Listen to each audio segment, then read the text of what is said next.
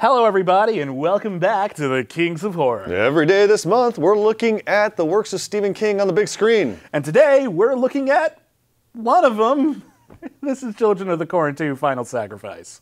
Taking place immediately after the first Children of the Corn, The Final Sacrifice follows a tabloid reporter and his really whiny son as they investigate the strange events in Gatlin, Nebraska, and uncover its mysteries, and fall prey to the remaining cultists who still worship he who walks behind the rose.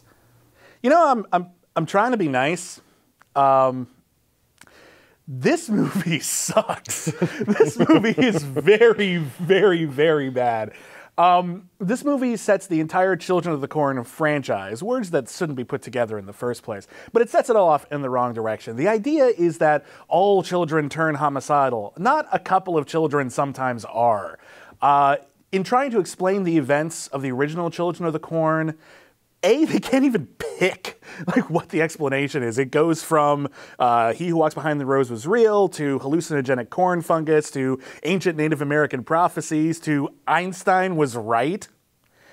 This movie doesn't make any sense. It's terribly acted. There's like 2 funny kills in it, but it's not worth seeing. It's terrible. Took a lot, you walked away from this with a lot more than I did. I don't remember the Einstein thing, but this movie is pure trash. Why do they even make these movies? I don't understand it. Well, who is the audience? The audience, again, it's just anyone who will see a movie because it has Children of the Corn in the title. I think the appeal of making these movies, is they're killer kid movies, and that's actually pretty cheap. All right, well, I noticed that. Just go down to the supermarket, buy some corn, and get your kid on screen and have him kill an adult, and you're fine. You got a Children of the Corn movie. Well, I did notice that there was a certain comparison that could be made between this piece of crap and Return to Salem's Lot. Really? Is that they both featured a father and son rolling into town, and then craziness starts happening. Yeah. And then as soon as I got to that point, I was like, oh my gosh, this is gonna be another Return to Salem's Lot. This movie's trash. I do like, and this is a really light like, I do like that it picks up immediately after Children of the Corn.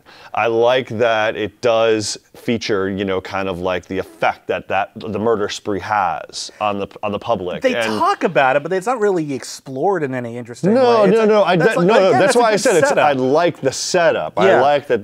That's a recurring theme with a lot of Stephen King sequels. Right. Like the setup's actually pretty good. Yeah. They just made a terrible movie. Yeah, no, everybody's terrible in this.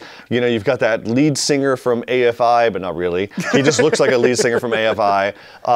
Who's like the main bad kid this time around. He's always angsty and brooding. He's got his dark hair in his face. And here's the thing, it's like you know nothing about him, and then he becomes a new prophet of he who walks behind the rose, and then you know even less about him because I'm just a generic bad guy. The only characters we know anything about really in this film are the dad and his whiny son. Yeah. And honestly, I don't care about them.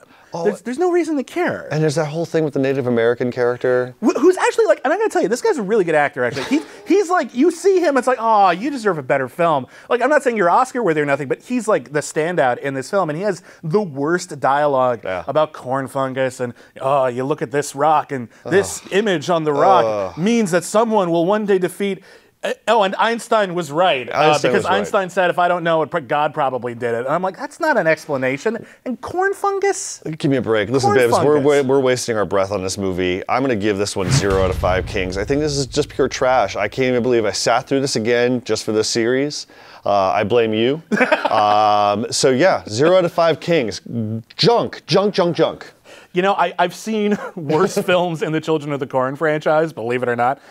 So I'm actually going to give this half a king, but this, because it has 2 good kills, and it's the same old lady twice, and they just like, screw it, she had a twin sister. It's really stupid. Barf, man. But the movie is terrible, and again, corn isn't scary. Well, the quality kicks up a notch tomorrow when Kings of Horror looks at the dark half. Look at all the sparrows, man. They're like flying around.